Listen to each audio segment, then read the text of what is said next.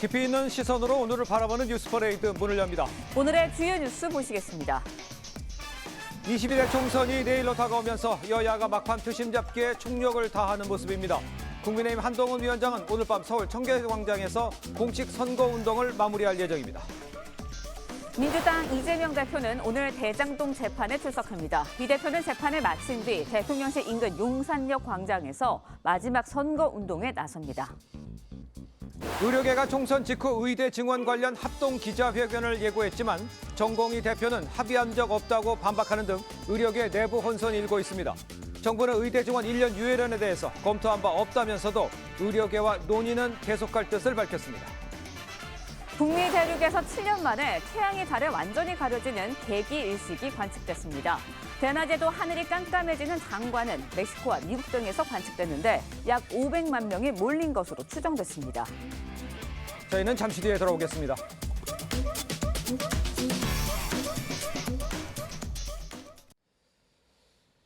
시청자 여러분 안녕하십니까? 화요일 아침 뉴스퍼레이드 이상목입니다. 22대 총선 하루 앞으로 다가왔습니다. 오늘 자정 선거운동 종료를 앞두고 여야는 마지막 순간까지 표심잡기에 총력을 다하는 모습입니다.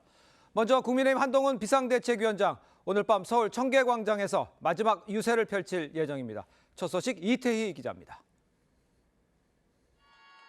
수도권 격전지 막바지 지원에 나선 한동훈 국민의힘 비대위원장은 선거운동 마지막 날인 오늘도 서울에서 집중 유세를 합니다. 도봉구를 시작으로 대통령실이 있는 용산구까지 격전지 14곳을 방문할 계획입니다. 마지막 유세는 서울 청계광장에서 진행할 예정인데 서울의 중심에서 국민의힘이 나라의 중심을 잡겠다는 뜻이라고 의미를 부여했습니다. 이순신 장군께서 12척의 배로 나라를 구하셨습니다. 12시간, 그 12시간 결코 짧은 시간이 아닙니다.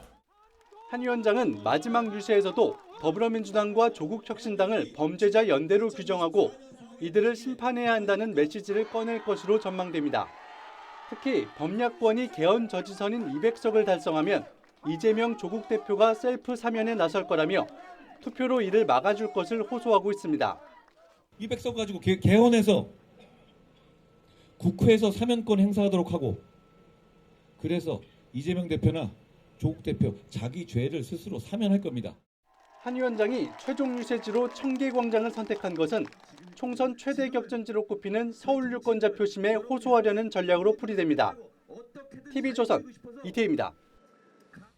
더불어민주당 이재명 대표는 오늘 대장동 의혹 재판에 출석을 합니다. 당초 재판 불출석 가능성도 거론이 됐지만 결국 법정에 나가는 건데 재판을 마친 뒤에서 대통령실 인근 용산역 광장에서 마지막 선거운동을 할 예정입니다. 계속해서 장동욱 기자입니다. 공식 선거운동 마지막 날 이재명 민주당 대표의 첫 행보는 법원에서 시작됩니다. 이재명 대표는 오전 10시 30분 서울중앙지법에서 열리는 대장동 개발 비리 관련 재판에 출석합니다.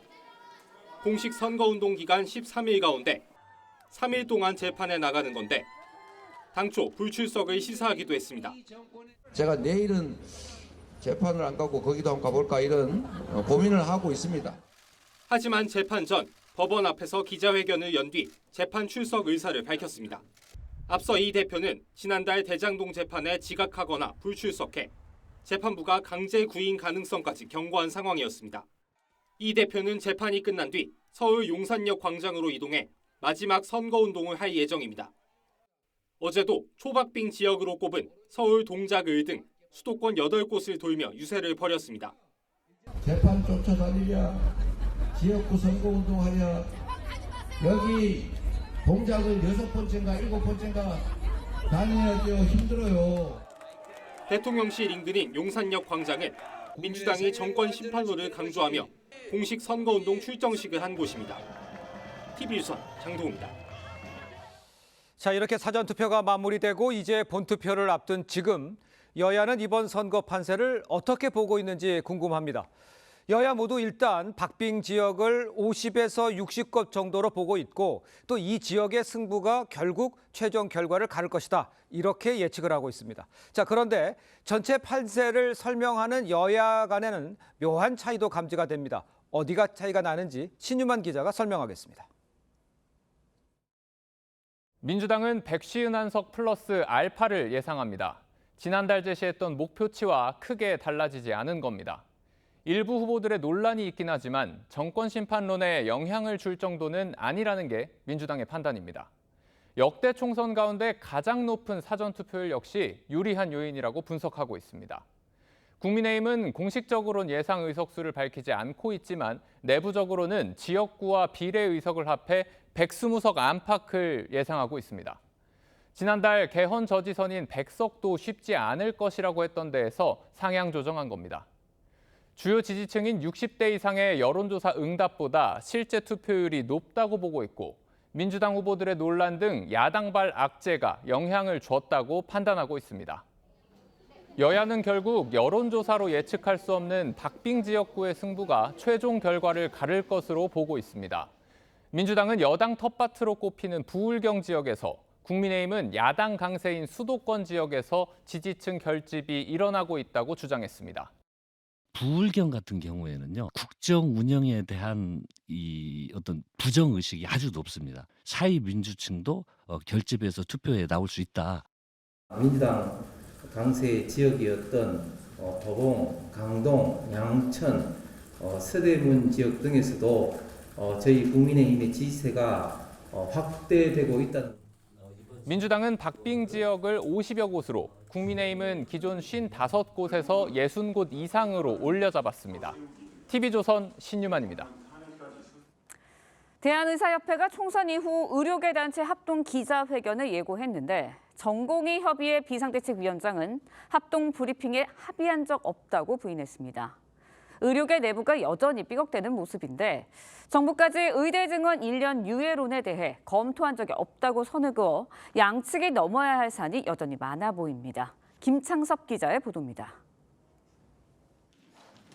의협 비대위가 정부의 대화를 촉구하며 의료계에서 통일된 목소리를 내겠다고 한 지 하루 만에 의료단체 곳곳에서 불협화음이 터져나왔습니다. 의협 비대위는 총선 이후 전공의 등과 함께 합동 기자회견을 예고했지만 대한의사협회 비상대책위원회가 중심에 있고 나머지 여러 단체들이 같이 힘을 합쳐서 움직이고 있다. 이것을 다시 한번 천명하기 위해서 박단 대한전공의협의회 비상대책위원장은 SNS를 통해 지속적으로 소통하지만 합동 브리핑에 합의한 적은 없다고 부인했습니다. 앞서 의협 임현택 차기회장은 박 위원장과 윤석열 대통령의 만남과 관련 내부의 적을 언급하며 애둘러 비판했고 박 위원장은 이에 유감을 표명했습니다. 임 회장 측은 또 현 의협 비대위원장직을 대신하겠다고도 밝혀 내부 갈등 양상도 드러냈습니다. 정부는 증원 규모의 유연성을 발휘하겠다며 대화 의지를 강조했습니다. 과학적 근거와 논리를 바탕으로 더 합리적이고 통일된 대안이 제시된다면 정부는 열린 자세로 논의할 수 있습니다. 의협이 제시한 증원 1년 유예안에 대해서는 내부 검토된 바 없고 향후 검토할 계획도 없다고 선을 그었습니다. TV조선 김창섭입니다.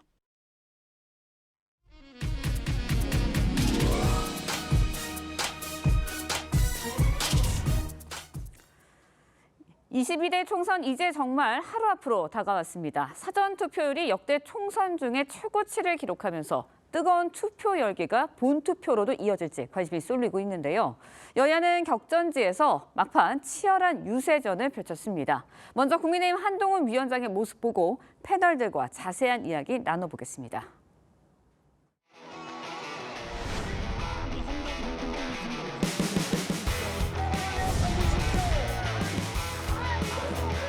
(200석을) 가지고 그냥 대통령 탄핵만 할 것 같습니까?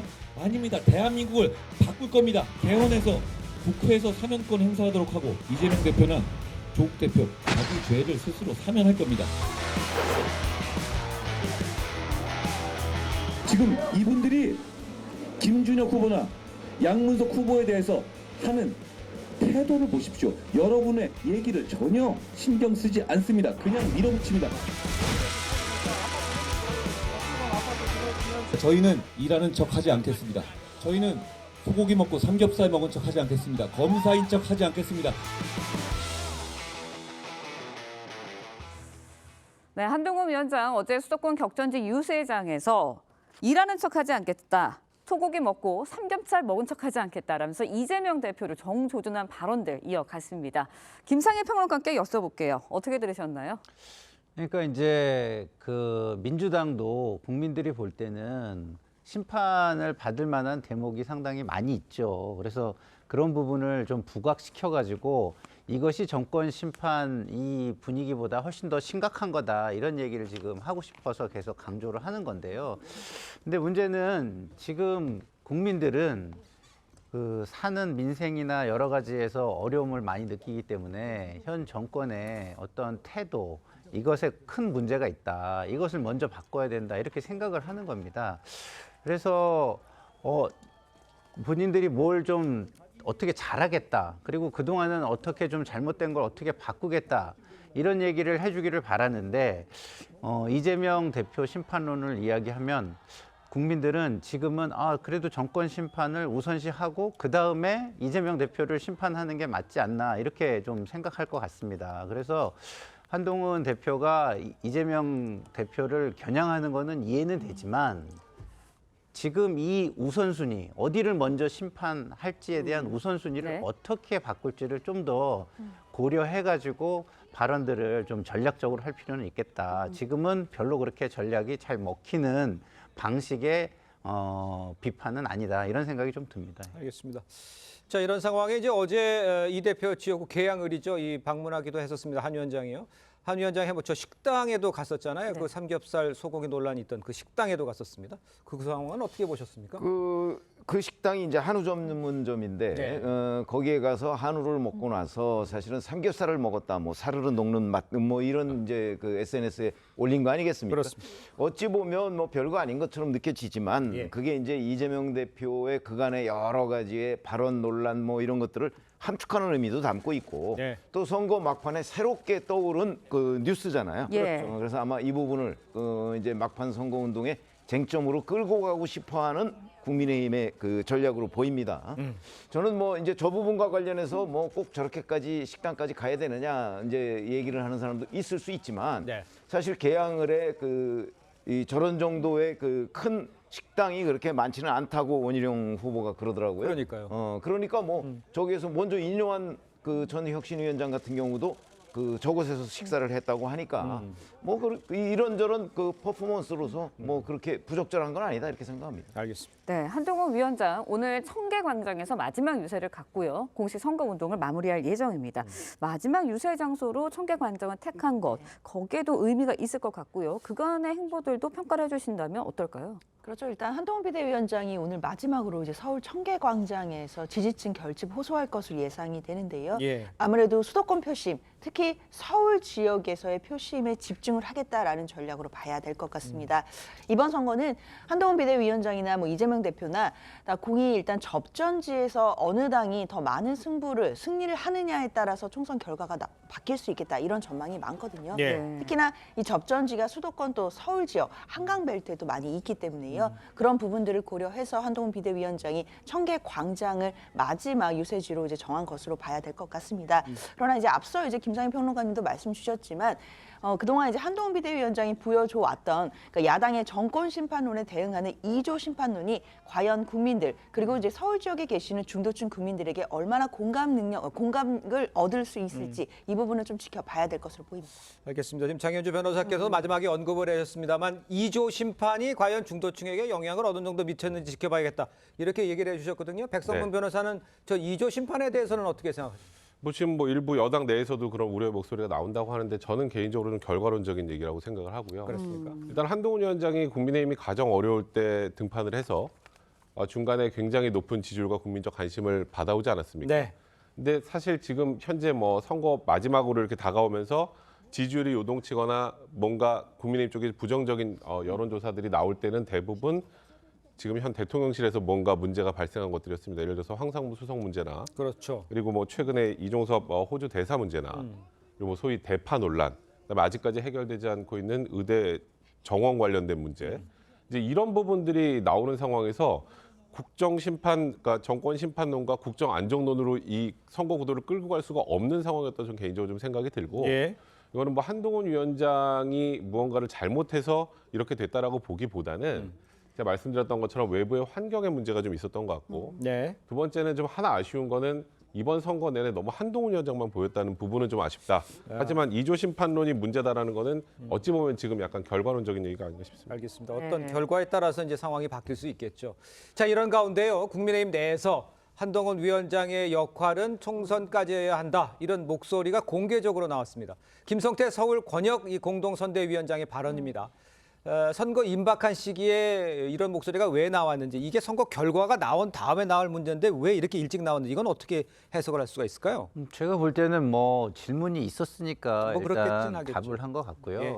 기본적으로 저도 한동훈 비대위원장은 총선 이후에는 본인을 위해서도 한동안 좀 보이지 않는 것이 국민의 어떤 그 너무 이렇게 드러나지 않는 것이 더 낫다. 그래서 상황이 조금 바뀌거나 악화될 때 그때 그나마 한동훈 위원장이 잘했지라고 해가지고 다시 국민에 의해서 호출되는 것이 훨씬 낫다 이런 생각이 듭니다. 그러니까 선거 결과에 관계없이. 그렇죠. 예. 아니 그 승리를 해도 사실은 이게 그 힘이 글로 쏠리면 3년 국정 운영이 힘든 것이고요. 그리고 만약에 약간 이걸 승리를 하지 못하면 어쨌든 또 책임에 대한 책임론 같은 게 또 나올 수가 있는 상황이어서 제가 볼 때는 한동훈 비대위원장은 일단은 총선 이후에는 본인을 위해서 좀 약간 사라지는 것이 훨씬 낫다. 그런 측면에서 김성태 위원장도 자연스럽게 그런 부분을 이야기한 거지, 이게 뭐 한동훈 비대위원장이 문제가 있다 이렇게 얘기하는 건 아닌 것 같아요. 그리고 한동훈 비대위원장이 오히려 주도권을 가지고 공천을 할 때는 오히려 지지율이 상승했어요. 근데 오히려 지금 주도권을 못 쥐는 모습. 그래서 여권이 변화를 주기 어렵다. 그 정도 능력이 안 된다. 그렇기 때문에 오히려 정권 심판론이 떠오르는 것으로 보이거든요. 알겠습니다. 네, 국민의힘 짚어봤고요. 이번에는 계속해서 민주당도 짚어보도록 하겠습니다. 이재명 대표 격전지에서 정권 심판론 강조하면서 지지 호소했습니다. 영상 먼저 보시죠.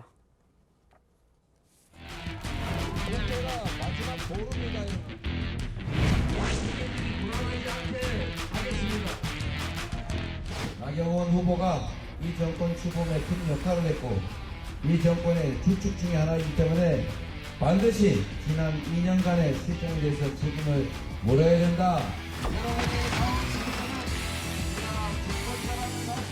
여러분이 받게 될 투표용지가 바로 옐로우 카드입니다. 계속 반칙을 하면 언젠가는 레드 카드를 줘야 될지 모르지만 분명한 것은 지금 이 순간에 더 이상 역주행 대행이 불가능하도록 엄중하게 경고하고 책임을 물어야 하는 것 맞지 않습니까? 네, 이재명 대표 유세 기간 동안 동작을만 6번을 찾았습니다. 최병문 위원님, 이게 한강벨트의 중심 축이어서일까요? 아니면 나경원 후보가 그만큼 신경이 쓰여서일까요? 저는 후자라고 봅니다. 그러니까 나경원 후보가 가지고 있는 아까 뭐 정권에서의 위상 뭐 그거는 이제 대단히 과장됐죠. 뭐 지난 2년간 나경원 후보가 이 정권에서 무슨 역할을 했습니까? 사실상 뭐 어떤 권력의 핵심에 있지는 않았는데 나경원 후보 개인이 가지고 있는 어떤 정치적 역량, 잠재력 뭐 이런 것들을 저는 이재명 대표가 경계하고 있는 것으로 보여요. 더군다나 그 만약에 여기서 나경원 후보를 낙선시킬 경우에는 한강벨트를 거의 다 석권할 수 있다는 계산도 당연히 깔려 있겠죠. 그러다 보니까 이제 나경원 그 후보 지역에 가서 집중적으로 지금 그 지원 유세를 하고 있는 거죠.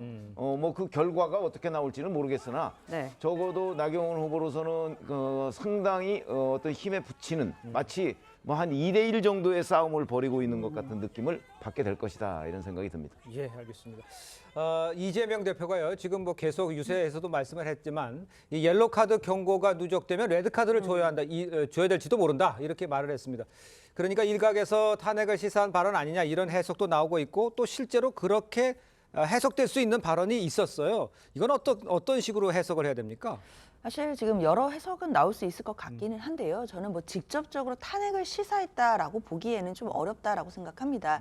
물론 이제 그 옐로우 카드의 투표 용지를 비유한 것으로 봐야 될 것 같은데요. 이제 일반적으로 이제 비유법으로 봤을 때 또 옐로우 카드가 있으면 레드 카드가 있다 보니까 이제 이런 이야기가 연쇄적으로 나왔다라고 볼 수 있겠는데요. 이것만으로 바로 이제 야당의 대표가 뭐 탄핵을 시사했다라고 직접적으로 연결하기는 조금 어려워 보입니다. 다만 민주당에서 지금 내세우고 있는 것이 정권 심판론이기 때문에 때문에 네. 옐로 카드나 뭐 레드 카드 이런 경고성으로 정부에게 견제를 해야 된다라는 측면을 강조하다 보니까 나온 이야기가 아니겠나라는 생각은 듭니다. 네, 국민의힘 한동훈 위원장은 마지막 유세지로 서울 청계광장을 택했는데 네. 이재명 대표 마지막 유세 장소로 용산역 택했습니다. 결국 대통령실과 가까운 용산역을 택한 거 마지막까지 정권 심판론 부각시키겠다 이 의미로 봐야 하는 걸까요? 사실 지금 민주당 선거 전략의 가장 주요한 것이 지금 말씀드렸던 것처럼 정권 심판론입니다. 네. 그리고 최근에 아까 말씀드렸던 것처럼 이제 소위 말하는 현 정부의 실책을 부각할 수 있는 내용들이 꽤 많이 있었죠. 뭐 최근에 논란이 되고 있는 대파 논란도 그 일부분일 것 같고요. 그렇기 때문에 일단 뭐 이재명 대표 입장에서 최종적 마지막 유세 장소로 용산역을 택하는 건 어찌 보면 너무 당연스러운 것 같고요. 또 거기에다가 지금 저 용산 지역구도 굉장히 박빙입니다. 저번 총선에서도 아슬아슬하게 권영세 의원이 됐고 이번에도 뭐 여러 여론조사에서 혼재되어 있는 그런 양상이기 때문에 일단 정권 심판론 부각을 위해서 찾는 것도 있지만 마지막으로 최종 접전지에 가서 다시 한 표를 호소하는 것 그리고 이 상징적으로 용산에서 만약에 민주당 후보가 당선된다면 국민의힘과 현 정부가 느끼는 타격은 훨씬 크겠죠. 네. 그런 여러 가지 점을 고려해서 용산역을 마지막 유세 장소로 택한 것 같습니다. 알겠습니다. 자, 이런 상황에서 이제 이재명 대표가 오늘 마지막 유세에 앞서서 대장동 재판에 출석할 예정입니다. 어제 유세에서만 해도 이 재판에 안 갈지 고민 중이다 이런 얘기를 했었어요. 직접 목소리를 들어보겠습니다. 서구 경남 제가 시간이 없어 가보지도 못하고 있는데 제가 내일은 재판을 안 가고 거기도 한번 가볼까 이런 고민을 하고 있습니다. 저도 지금 재판 쫓아다니랴 지역구 선거운동하랴 힘들어요. 그러나 여러분 저보다 여러분이 훨씬 더 힘들지 않습니까? 그러니까 안 갈지 고민하겠다는 거는 그만큼 힘들다는 얘기를 이야기한 것 같고 예. 재판에는 꼭 참석해야 되는 상황이었기 때문에 그렇죠. 참석하는 거죠. 네, 맞습니다. 예, 정확하게 지금 말씀해 주신 것 같고요. 재판은 그동안 재판부의 어떤 뭐랄까 경고나 이런 네. 것도 있었기 때문에 참석을 안 하기가 좀 어려운데 굳이 저 얘기를 한 거는 유독 나에 대한 사법 처리 과정이 좀 약간 불공정한 거 아니냐라는 어필을 하기 위해서 고민 중이다는 얘기를 굳이 해서 그 상황을 부각시킨 걸로 저는 보입니다. 그래서 지금 이거는 선거에 좀 전략적인 발언 내지는 그 상황 보여주기, 뭐 이미지 만들기 이런 것으로 보시는 게 맞을 것 같습니다. 네, 이재명 대표 앞서서도 뭐 재판부에 그 재판 일정 변경해달라라고 요청을 했습니다. 하지만 재판부가 특혜를 이유로 이제 좀 이걸 거부를 했거든요. 사실 지금 형사재판이 너무 심하게 늘어졌죠. 그리고 지금까지 여러 차례 공전되기도 했었고요. 근데 이게 왜 꼭 선거일까? 총선 전날. 그러니까 이거 너무 야당 대표에게 불리하게 하는 거 아니야? 뭐 이런 일부의 시각도 있던데 이제 기일이라는 게 통상적으로 재판부가 매일 재판을 하는 게 아니고요. 네네. 보통 이제 본인들이 재판을 한 날이 정해져 있습니다. 요일이. 그 요일에 맞춰서 정상대로 진행이 되는 과정에서 총선 하루 전날이 물론 야당 대표에게 굉장히 중요한 날이지만 그렇죠. 재판을 불참할 만한 그런 사유가 되진 않아요. 선거운동하기 위해서 저 피고인인데 재판 안 나가겠습니다는 현실적으로 우리 지금 법칙과 하에서는 받아들이지 않는 것이기 때문에 이게 총선 전날이기 때문에 기일 변경을 해달라는 걸 받아들이는 것이 오히려 재판부 입장에서는 더 야당 대표에게 정책으로 특혜를 베푸는 것처럼 보일 수 있기 때문에 그런 면에서 재판부가 기일을 고소한 것 같습니다. 알겠습니다. 지금 말씀하신 것처럼 이 대표가 이제 공식 선거운동 기간 13일이었죠. 이 3일간 법정에 출석하게 돼서 선거에 집중하지 못하는 상황이 안타깝다 이렇게 했었습니다. 장윤주 변호사께서 보시기에는 민주당에서는 이 상황을 어떻게 인식하고 있습니까? 당연히 안타깝다라고 보고 있는데요. 대표가 이야기하는 것처럼 정말 천금 같은 시간이고 이번 총선이 갖고 있는 또 역사적인 의미를 생각해 본다라고 한다면 선거 기간 중에 3일씩이나 선거운동을 못하고 재판에 가야 되는 상황은 안타깝다라고 볼 수밖에 없을 것 같습니다.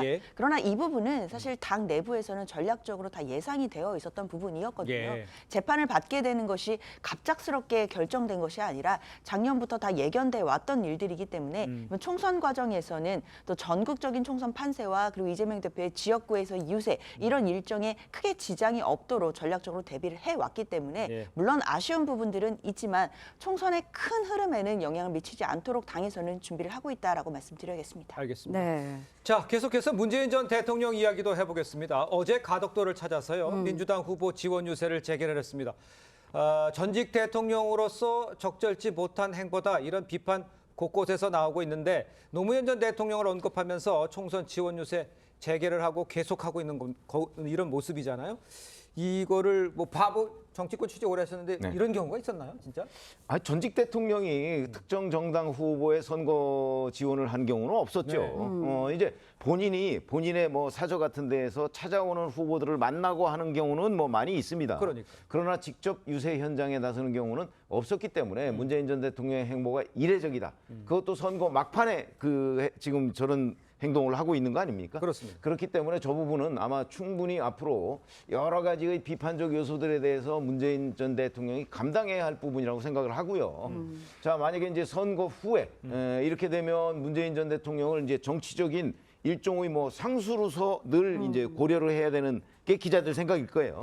이렇게 되면 과연 이제 뭐 이번 총선 끝난 뒤에 문재인 전 대통령의 양산 뭐 이 이제 어떤 정치적 고려가 길게 보면 이제 대선까지도 계속 이어지지 않겠는가 뭐 하는 생각이 들고요. 이렇게 되면 이제 전직 대통령도 늘 이제 정치의 어떤 고려 요소 속에 있어야 되는 그 선례를 문재인 전 대통령이 남겼다. 매우 잘못된 선례다. 저는 이렇게 생각합니다. 네, 매우 잘못됐다고 말씀해 주셨는데 문 전 대통령 행보에 대해서 민주당 내에서도 이 대표 강성 지지층이 이 비판적인 그런 모습들을 보이고 있거든요. 그렇습니다. 민주당 내 상황은 이런 행보에 대해서 정확히 어떻게 보고 있는 건가요? 그러니까 강성 지지층 같은 경우는 지금 오히려 승기를 잡았다고 생각하는데 민주당이 승기를 잡았다. 민주당이 승기를 잡았다고 생각하는데 문재인 전 대통령께서 약간 무임승차를 하려고 하는 거 아니냐 이런 불편함도 있는 것 같고요. 그리고 또 하나는 강성 지지층 입장에서는 이재명 대표 중심으로 모든 게 돌아가야 되는데 지금 조국 혁신당이 나와 있는 상황에서 문재인 대통령이 이렇게 움직이기 시작하면 사실상 비명계의 우산이 되어버리는 게 아닌가 이런 부분에서의 어떤 경계의 눈초리도 있는 것은 분명해 보입니다. 알겠습니다. 자, 문 전 대통령 관련 소식 하나 더 짚어보죠. 이 경기 양산갑에 출마한 이 국민의힘 윤영석 후보 유세 중에 문 전 대통령을 겨냥한 막말을 해서 지금 논란이 되고 있습니다. 민주당에서는요 후보 사퇴까지 촉구하고 있는데 상황적으로 봤을 때 거친 표현 맞는데 이 상황은 어떻게 이해를 해야 될까요? 뭐 양산갑 윤영석 후보 같은 경우 이제 유세하는 과정에서 대중들 앞에서 한 건 아니고 지나가는 차량을 이렇게 주먹으로 손을 흔들면서 지금 좀 전에 말씀하신 대단히 부적절한 발언을 한 것이고요. 지금 장면 저 장면이죠? 맞습니다. 지금 딱 말씀하셨던 것처럼 저게 대중 연설가는 과정이 아니라 이제 차로 지나가는 과정에서 한 건데 사실 뭐 이거는 뭐 대단히 부적절하다는 거는 뭐 당연한 것이고요. 이에 대해서는 제가 보기에는 뭐 진중한 사과가 좀 필요한 것 같고 그리고 좀 일부 또 지금 민주당 내에서는 후보 사퇴가 나오긴 하는데 사실 뭐 총선 지금 하루 이틀 남기고 이걸 가지고 후보 사퇴까지 하는 것은 아닌 것 같고 이건 어찌 보면 약간 정치적 고우라는 생각이 들고요. 아마 뭐 여기까지 나오게 된 거는 아까 좀 전에 최봉무 편집장께서 말씀해 주셨던 것처럼 지금 최근에 이제 문재인 대통령의 행보에 대한 비판적 시각이 다소 좀 저희가 입에 담기 힘든 정도의 거친 언사로 나온 것이다. 이렇게 보면 될 것 같습니다. 네, 윤 후보 일단은 협박의 의도는 없었다. 유감을 표했습니다. 하지만 그러면서도 문 전 대통령 성역이 아니다. 문 전 대통령이 이제 앞서서 말한 것처럼 민주당 후보들을 지원한 것에 대한 비판적인 그런 시각을 좀 비쳤거든요. 어떻게 보셨어요? 일단 윤영석 후보의 막말도 잘못됐지만요. 유감을 표명하면서 나오는 이야기들이 더 잘못된 거 아닌가라고 생각 듭니다. 사실 전직 대통령에 대해서 막말을 한 것 이 자체가 국민들 보시기에 부적절할 수 있는 것인데 마치 뭐 문재인 전 대통령은 성역이 아니다 이런 말씀은 굳이 붙이지 않아도 되는 얘기 아니었나라는 생각 듭니다. 지금 문재인 전 대통령이 성역이라는 얘기를 하는 게 아니지 않습니까? 일단 물론 문재인 전 대통령의 행보에 대해서는 여러 가지 의견들 나올 수 있고 다양한 해석들 나올 수 있다라고 생각하는데요. 그것을 넘어서서 막말이 나오는 것은 저는 정말 부적절했다라고 생각하고 이 부분에 대해서는 뭐 이런 여러 가지 이야기를 달지 말고 바로 사과가 나왔어야 되는 것이 아닌가 하는 아쉬움이 듭니다. 알겠습니다. 자, 다음 주제는 리포트를 먼저 만나볼 텐데요. 막말 논란이 이어지고 있는 이 민주당 김준혁 후보 이번에는 자신의 책에 조선시대 퇴계 이황 선생의 성적 능력을 표현한 부분이 또 문제가 되고 있습니다. 김 후보의 각종 발언에 대해 유치원 단체와 안보 단체 등 각계의 반발도 이어지고 있습니다. 장세희 기자의 보도입니다. 김준혁 후보가 2년 전 출간한 책에 공민왕과 퇴계의 성생활이란 부분입니다. 전승설화를 근거로 퇴계 이황 선생에 대해 성관계 방면에 지존이었다는 이야기가 있다고 주장했습니다. 퇴계 후손들은 충격과 분노를 금할 수 없다며 이재명 대표에게 김 후보의 공천 취소를 요구하는 성명서를 냈습니다. 안동 유림단체는 나라 일을 하려는 정치인으로서 자격 미달이라며 사퇴를 촉구했습니다. 같은 책에서 유치원의 뿌리가 친일의 역사에서 시작됐다고 한 발언에 대해선 한국유치원총연합회가 국회에서 규탄 집회를 했습니다. 대한민국의 유아교육자들을 매국노로 몰아 매장시키는 것을 서슴없이 하는 김준혁 후보. 당장 사죄하고 사퇴하라. 탈북민 출신 이화여대 졸업생 김다혜 씨는 김 후보의 여성 관련 막말을 문제 삼으며 단식 농성을 이어가고 있고 예비역 단체들도 다부동 전투는 패전한 거나 마찬가지란 김 후보의 과거 발언을 문제 삼았습니다. 허공 명령들을 모독하는 차마 입에 담을 수 없는 저질망언하는 김준혁은 과연 어느 나라 국민이며 어떻게 국회의원 후보자가 될 수가 있겠는가? 다만 이화여대 일부 졸업생들은 김환란 총장의 친일 행적을 주장하며 김 후보를 두둔했습니다. 이재명 대표도 역사적 진실에 눈 감지 말아야 한다는 글과 함께 해당 기자회견 사진을 올렸다가 삭제했습니다. 이 대표 측은 실무자의 실수라고 했지만 총선 여론에 악영향을 줄 수 있다는 판단이 작용한 것이라는 해석이 나왔습니다. TV조선 장세희입니다. 자, 지금 리포트 쭉 보셨습니다만 앞에 이제 김준혁 후보 관련 부분은 좀 뒤에 얘기를 하고요. 지금 저 아까 맨 뒤에 이야기잖아요. 이재명 대표가 지금 이재명 대표가 아무 말이 없다는 얘기를 저희들이 계속 해왔는데 그렇죠. 여기에 대해서 글을 올렸다가 삭제했다. 근데 일정을 관리하는 사람의 이제 실수였다 이거잖아요. 글쎄요. 근데 그 올렸다가 삭제한 그 동영상이요. 사실은 그 이화여대생 일부가 어제 기자회견을 했던 내용이거든요. 근데 그 기자회견 내용은 주로 그 내용이 그 김환란 전 총장의 친일 행적과 관련된 거예요. 네네. 그런데 지금 김준혁 후보의 문제는 사실은 이화여대생 성상납 이 부분이란 말이죠. 그렇죠. 물론 그 발언도 어저께 있었다고는 해요. 네. 그래서 이재명 대표가 얘기하는 역사적 진실이라는 게 김환란 전 총장의 친일 행적을 얘기하는 것이냐 아니면 이화여대생 성상납 부분이냐라는 게 이제 좀 의문시되긴 하는데 그러니까 어찌됐든 간에 공유했다가 삭제한 걸 보면 뭐 뭔가 좀 그 잘못됐다 뭐 이런 판단을 한 것으로 보이는데 네. 이재명 대표는 늘 그 지난번 뭐 여러 가지의 논란 뭐 일하는 척 뭐 이것도 마찬가지고 전부 다 뭐 아니면 뭐 소고기 돼지고기 논란 뭐 이런 것도 마찬가지 아닙니까? 뭐 잘못되면 전부 다 실무자 실수라고 그러는데 이재명 대표 측 그 캠프 내부의 실무자들은 그렇게 실수를 정말 많이 하는 것인지 그런데도 계속 같이 정치를 하고 있는 것인지 이런 부분이 의문이 들어서 왜냐하면 저 그 동영상을 공유하거나 아니면 SNS에 올린 내용들이 전부 이재명 대표 본인 계좌거든요. 본인은 하나도 SNS를 관리 안 하고 자기 이름으로 자기 이름의 계좌에서 자기는 도대체 뭔지도 모르고서 올리는 건지 뭐 이런 부분이 대단히 궁금해지는 대목이어서 어떤 실무자가 어떤 실수를 했는 건지 이런 부분도 한번 밝혀주길 바란다 이런 말씀을 드립니다. 네, 리포트 내용에서도 보셨지만 일단 뭐 예비역 단체, 안보 단체, 유림 단체, 유치원 단체 실질적으로 뭐 각계각층의 단체에서 지금 반발을 하고 있다 해도 과언이 아닌 상황이거든요. 그런데 민주당 내에서도 별다른 조치나 대응이 없고요. 김 후보자도 결국은 총선에 완주하는 모습을 보이고 있어요. 결국 또 유권자가 알아서 판단하라는 겁니까?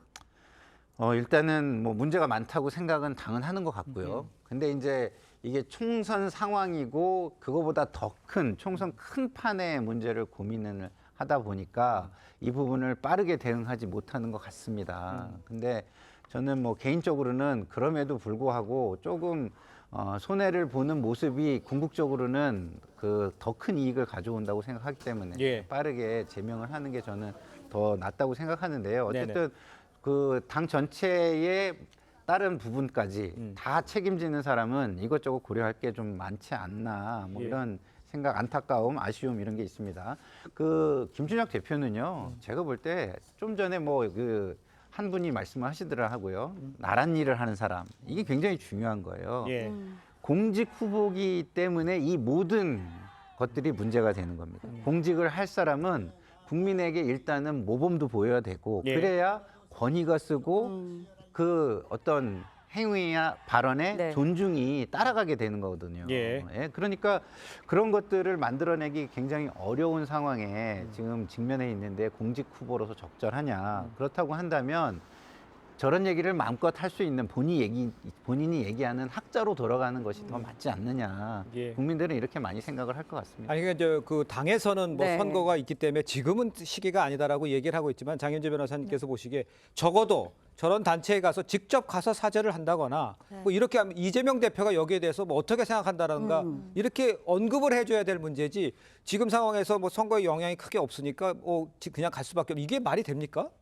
그렇죠. 이제 그런 부분에 대해서도 당에서도 당연히 좀 엄중하게 바라보고 있다라고 저는 생각을 하는데요. 네. 그렇기 때문에 앞서서 김준혁 후보의 어떤 발언들이 처음에 논란이 됐을 때 당 차원에서도 후보에게 사과를 권고를 한 바가 있고 그래서 후보도 사과를 한 적이 있었습니다. 예. 그러나 문제는 이제 사과 이후에도 계속해서 과거에 했던 발언들이나 여러 가지 이야기들이 논란이 되고 있는 지금 상황이기 때문에 예. 당 차원에서는 이 자체도 좀 국민 민심을 바라보면서 좀 신중하게 보고 있는 것은 분명해 보이는데요. 네. 필요하다면 뭐 다시 당 차원에서 뭐 추가로 사과를 권고한다든지 이제 이런 방안까지도 뭐 어느 정도는 고민이 있겠지만 지금 일단 총선을 하루 앞둔 시기이기 때문에 여러 가지들이 좀 신중하게 또 낮은 자세로 고민되고 있다 정도 말씀드리겠습니다. 알겠습니다. 네. 백성윤 변호사님도 김준혁 후보 말고도 이제 양문석 네. 후보도 있지 않습니까? 선관위가 재산 축소 신고로 고발을 했어요. 이걸 설명해 주세요. 그러니까 이 부분은 더 크게 논란이 될 것 같습니다. 네. 이게 지금 소위 말하는 불법 대출 논란이 된 바로 그 잠원동 집에 관련된 건데 예. 이제 공직선거에 나온 후보자는 재산 신고를 하잖아요. 그렇습니다. 그러면 재산 신고를 할 때 이제 공시지가가 있고 이 부동산을 살 때 매입가가 있죠. 네. 그러면 이제 공직자윤리법 시행규칙에 보면 이 둘 중에 높은 것을 신고하도록 되어 있습니다. 양문석 후보 같은 경우 저 논란이 되는 집에 공시지가가 21억 5천만 원이고 그리고 그 당시 샀을 때 저희도 기사를 통해서 아는 것처럼 31억 한 2천만 원 정도에 샀단 말이죠. 맞아요. 근데 31억 2천만 원 신고해야죠, 그러면. 제가 아까 말씀드린 대로 기준대로. 근데 21억 5천만 원 신고한 겁니다. 그러니까 이거는 명백하게 허위사실 공표에 해당하는 것이고, 그러니까 선관위에서도 어쩔 수 없이 이제 경찰에 수사 의뢰를 한 것이고, 예. 이제 공직선거법상 허위사실 공표와 관련해서는 일단 공소시효가 6개월입니다. 그러니까 뭐 예를 들어서 만약에 양문석 후보가 당선이 된다고 가정하더라도 예. 올해 10월 안에는 이 부분에 대해서 기소가 이루어질 가능성이 매우 높고 예. 뭐 이거는 허위인 것 자체가 너무나 명백한 상황이기 때문에 기소까지 피하기는 좀 어려운 상황이 아닌가 저는 개인적으로 생각됩니다. 네, 그런가 하면은 국민의힘에서도 양 후보가 편법 대출 논란에 대해서 해명한 것을 두고 이것도 허위다라면서 이제 검찰에 고발을 한 상황이거든요. 민주당에서도 뭐 대책이 있나요? 이에 대해서? 일단 국민의힘에서 이제 고발한 부분은 아마 새마을금고 직원의 권유로 이런 대출이 이루어졌다라고 양문석 후보가 그런 취지의 해명을 한 바가 있는데 그렇죠. 예. 사실 중간 조사 결과에 따르자면 뭐 대출 브로커가 껴있다 뭐 이런 이야기들이 나오다 보니까요. 이 해명 자체가 허위가 아니었냐라는 취지의 고발로 봐야 될 것 같습니다. 네. 이런데 일단은 검찰에 지금 고발을 한 상태이고 아직 뭐 정식 수사가 진행되는 것은 아니기 때문에요. 당에서는 좀 앞으로 진행되는 추이를 좀 지켜봐야 될 것 같다라는 생각이 들고 예. 특히나 일단 총선 결과가 아직도 나온 상황은 아니기 때문에 당 차원에서 이것을 뭐 공식적으로 대응한다 이렇게 보기는 어려울 것 같습니다. 다만 이런 관련된 추이들은 면밀히 들여다보고 있을 것이다라는 말씀 드리겠습니다. 알겠습니다. 네. 자, 이렇게 이제 김준혁 후보, 양문석 후보 논란에 대해서 당내에서 이 박용진 의원도 격전지 후보들의 영향이 좋지 않다 이런 지적을 했고요. 여당의 김경률 선대위원장 수도권 열석까지 좌지우지할 수 있는 사안이다 이렇게 주장을 했지만 민주당은 별 영향이 없다 이렇게 평가를 하고 있어요. 그게 이제 어떻습니까? 실제 여론에 별 영향이 없을 수도 있고 네. 아니면 영향이 있지만 그 여론조사로서 잘 감지되지 않을 수도 있는 대목입니다. 예를 들어서 네. 우리가 2012년에 김용민 사태가 이제 이와 유사한 막말 파문으로 그 선거판을 거의 지배했다 이렇게 얘기를 하지만 예. 김용민 사태로 과연 그럼 민주당이 몇 석이나 잃었느냐 예. 이거는 검증된 바가 없거든요. 그때도 한명숙 대표가 이거 별 영향 없다고 해서 끝까지 밀고 갔습니다.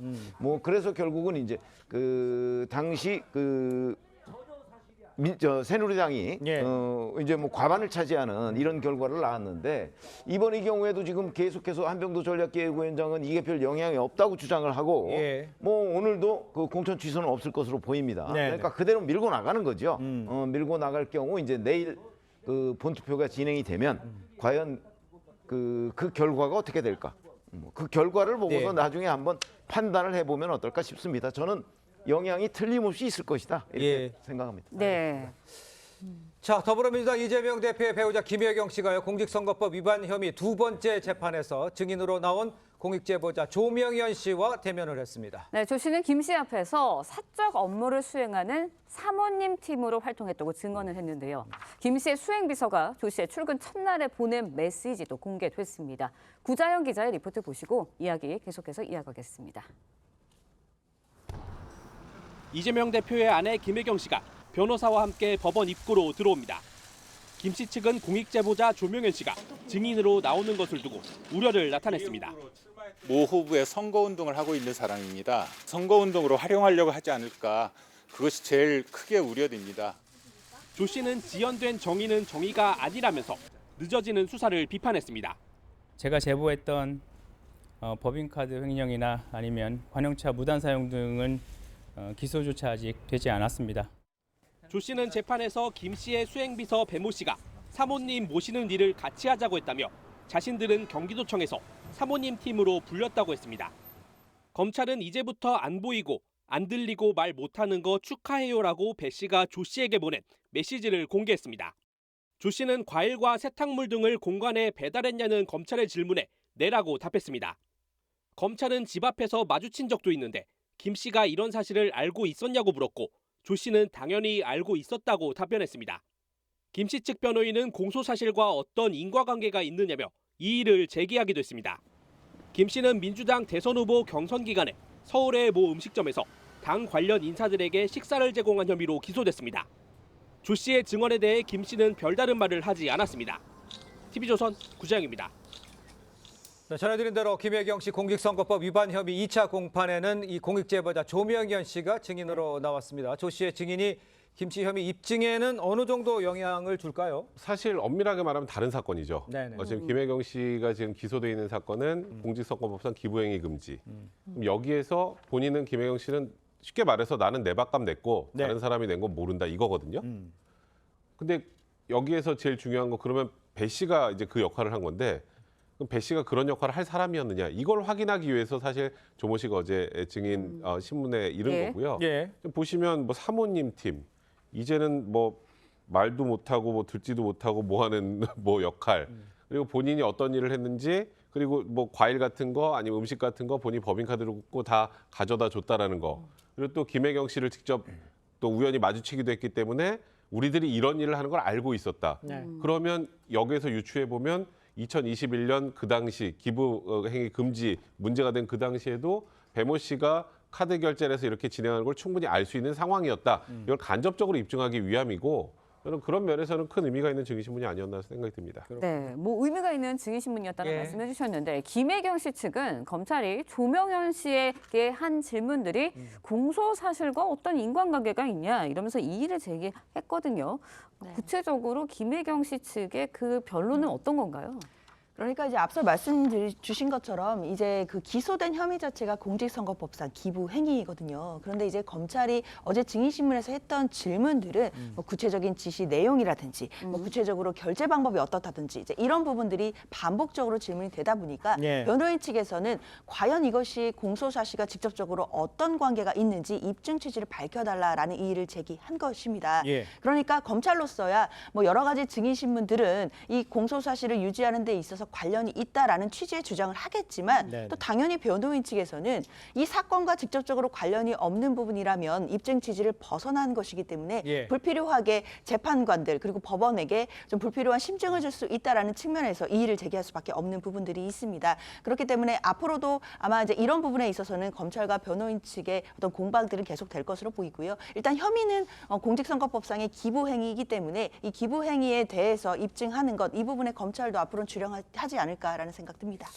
자, 그런데 이제 재판에 앞서서 김혜경 씨 측이요. 조명현 씨 증인 신문을 두고 증언을 선거운동으로 네. 하려고 하지 않느냐. 이게 우려된다. 이렇게 입장을 밝혔어요. 이거는 어떻게 이해를 하십니까? 아니 이제 조명현 씨가 뭐 특정 그 후보의 선거운동을 도와주고 있다 뭐 이런 차원에서 이제 이 김혜경 씨의 네네. 법화 문제를 선거운동 그 이슈로 활용하려고 하려는 것 아니냐라고 지금 김혜경 씨 측에서 주장을 하고 있는데 예. 뭐 저는 뭐 별 기우라고 생각을 합니다. 뭐 선거운동을 지금 하고 있는 이 시점과 예. 재판 시점이 묘하게 지금 그 같이 있으니까 이제 그런 얘기를 하는 것이지 사실은 뭐 무슨 김혜경 씨가 어디 지금 출마해 있는 거 아니잖아요. 그렇기 때문에 이게 뭐 선거 운동으로 활용될 거 이런 거 저런 거 지금 저 김혜경 씨 측 변호인이 걱정할 일이 아니고 네. 그냥 재판에만 집중했으면 좋겠다. 저는 이렇게 판단을 합니다. 네, 알겠습니다. 네, 앞서서 이제 공범인 배 씨 유죄가 확정이 됐거든요. 그렇다 보니까 김혜경 씨에 대해서는 재판부가 어떤 판결을 내리지 않는데 좀 영향을 주지 않을까라는 생각을 하거든요. 어떻습니까? 일단 그 배 씨 같은 경우에는 유죄 확정을 예. 받았습니다. 그러니까 이제 공직선거법상 기부행위 그 카드를 결제한 부분에 대해서 이제 유죄를 받은 것인데요.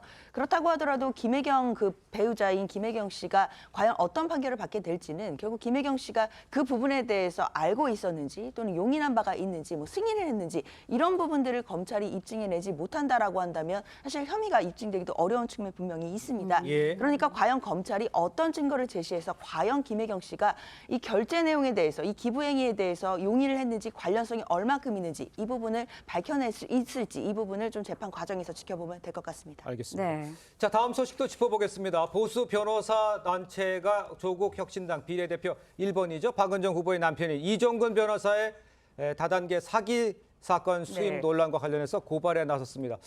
어떤 부분을 고발을 한 건지를 좀 설명해 주세요. 뭐 최근에 논란이 됐던 건 뭐 정관예우 논란, 예. 뭐 고액 수임료 논란으로서 뭐 20억이 넘는 22억 원 상당의 뭐 소위 1조대 다단계 사기를 뭐 선임한 것 이런 것들이 아니고요. 이번에 이제 고발한 부분은 뭐냐면 이제 변호사법에 보면 이런 게 있습니다. 그러니까 예를 들어서 검사나 판사로 본인이 예. 재직하던 도중에 다뤘던 사건들 그걸 퇴임하고 나서 그 사건에 대한 변론을 한다면 어떻게 되겠어요? 예. 공정성의 시비가 생길 수밖에 없겠죠. 그리고 그 사건 수사를 한 사람은 그 사건 변론도 가장 잘할 수 있습니다. 그렇기 때문에 변호사법에서 그걸 못하게 돼 있는데 지금 일부 논란이 되고 있는 것은 소위 다단계 사건과 관련해서 그 사건에 본인이 담당했던 다단계 사건의 일부 피의자들, 네. 그러니까 본인이 퇴임한 이후에 수임을 했다라는 거예요. 근데 그 부분은 뭐 정확하게 확인해봐야겠습니다만 그게 사실이라면 그 법적으로 충분히 문제가 될 수 있는 부분이기 때문에 이에 대해서 지금 고발이 진행된 것 같습니다. 네, 그런가 하면은 보수 변호사 단체는 박은정 후보의 남편 이종근 변호사에 대해서 뭐 징계 등의 조치도 요구하는 것으로 알려졌거든요. 그렇죠. 실제로도 가능한가요? 일단 앞서 이제 백 변호사님 말씀 주신 거는 이제 형사 고발이 된 거고요. 예. 이제 징계 부분은 이제 변호사회에 이제 징계 요청을 한 것으로 봐야 될 것 같은데 뭐 말씀 주신 것처럼 변호사법 위반이라든지 뭐 광고 규정 위반 이런 여부가 있습니다. 그러나 문제는 이런 부분들이 징계로 이어지려면 사실관계 확정이 먼저 필요하니까요. 예. 과연 사실관계에서 위법 사항이 있었는지 이 부분을 확인해야 그 부분까지도 뭐 결과를 예상할 수 있지 않을까라는 생각은 듭니다. 알겠습니다. 자, 네 분 말씀은 여기까지 듣겠습니다. 고맙습니다. 고맙습니다. 감사합니다.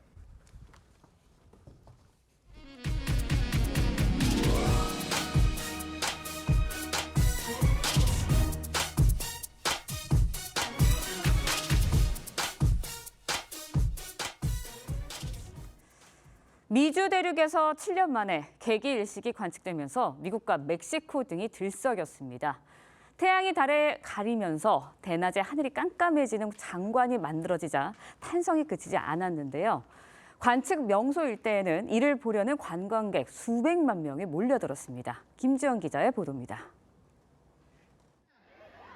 달이 완전히 태양을 가리자 대낮인데도 사방이 어둠에 휩싸입니다.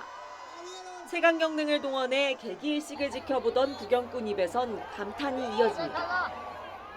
Actually cried a little tear or two a little because it was like overwhelming. It was an amazing experience. 해가 완전히 사라진 순간 청혼하는 연인에겐 환호도 쏟아집니다. You marry me?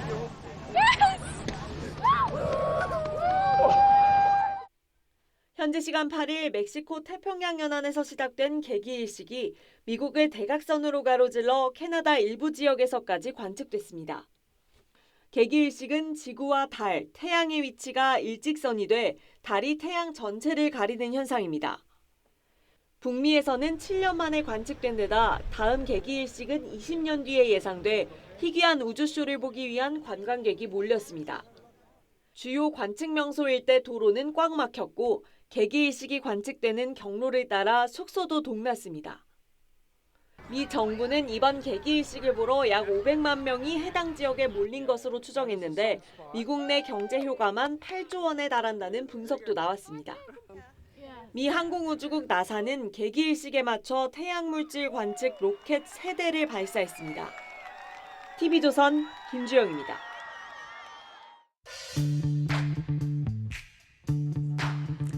네, 렌즈에 담긴 그 순간 그 의미를 짚어보는 시간이죠. 사진 기자가 선택한 아침의 한 장입니다. 오늘은 조선일보 사진부 조인원 기자와 함께합니다. 안녕하세요. 오늘 아침에 볼 사진 어떤 건가요? 네, 우주인 복장의 한 남자가 걷고 있는데요. 뒤에 풀이 보이는 걸로 봐서 아직 지구 같습니다. 이 남자는 화성 탐사 고립 훈련을 막 끝내고 나온 것인데요. 각국이 경쟁하는 화성 탐사 계획을 사진으로 함께 보겠습니다. 지난 5일 오스트리아 우주포럼이 주도하는 화성 탐사 모의 훈련이 아르메니아의 한 계곡에서 무사히 끝났습니다. 모의 훈련은 지질이나 지형이 화성과 가장 유사한 아르메니아 아라라트 계곡에서 25일 동안 이루어졌습니다. 이번 모의 훈련은 드론이나 로봇을 사용해서 화성의 환경 탐색과 실험 등이 이루어졌습니다. 훈련에 참가한 우주인들은 오스트리아 등 유럽 5개 국가이지만 연구는 세계 26개 나라의 200명이 넘는 과학자들이 참가했습니다. 네, 그런데 왜 이렇게 많은 나라들이 화성 탐사를 준비하고 있는 건가요? 네, 화성은 태양계에서 지구처럼 대기가 있어서 직접 탐사가 가능한 행성입니다. 그래서 과학자들은 화성이 한때 지구처럼 물과 따뜻한 기후도 있었을 것으로 예상합니다. 미국과 구소련은 이미 1971년부터 화성 탐사 경쟁을 시작했는데요. 지난 2021년에는 나사의 화성 탐사 로버 큐리오시티가 셀카 사진을 찍어 지구로 전송하기도 했습니다. 네, 언젠가 우리도 화성 탐사에 함께하는 날 기대해 보겠습니다. 지금까지 아침의 한 장이었습니다. 오늘 오후 12시부터 3시까지 중부지방과 전북, 광주와 경남에서 자외선 지수 높은 단계까지 올라가겠습니다. 햇볕이 강한 오후 시간대에는 저처럼 눈을 보호하는 선글라스를 반드시 착용하시고 자외선 차단제도 꼭 바르시기 바랍니다. 봄볕에 그을리면 보던 힘도 못 알아본다라는 속담이 있습니다. 겨울 동안 잠잠하던 멜라닌 세포가 봄 자외선에 민감하게 반응하기에 여름철 못지않게 자외선 차단을 꼼꼼히 해야 하는데요. 자외선 차단제를 바르실 때는 30분 전에 미리 발라주시고요. 양은 500원 동전 크기가 적당합니다. 문질러서 발라주기보다는 톡톡 두드리며 발라주시는 게 좋고요. 2~3시간마다 덧발라주는 것이 중요합니다. 이어서 자세한 오늘의 날씨 알아보겠습니다. 오늘 전국 대부분 지역에 대기가 건조하겠고 특히 서울과 일부 경기 내륙, 청주에는 건조주의보가 발효됐습니다. 또 전국적으로 바람이 강하게 불겠고 전남 동부로는 오후 한때 5mm 미만의 비가 조금 내리겠습니다. 오늘 한낮 기온 서울과 대전이 20도, 대구 18도로 어제보다 기온이 낮겠습니다. 목요일에는 경기 북부와 영서 북부에 비가 조금 내리겠습니다. 날씨와 생활정보 이나일이었습니다. 네, 제가 토론 중에 김준혁 후보가 직접 사과하지 않고 또 이재명 대표가 특별히 언급이 없는 것에 대해서 이게 말이 되냐고 언급을 했습니다. 개인적인 지나친 표현을 쓴 것을 사과드립니다. 이상으로 수요일 뉴스퍼레이드 마칩니다. 네, 저희는 내일 아침 7시 30분에 다시 찾아뵙겠습니다. 시청해주신 여러분 고맙습니다.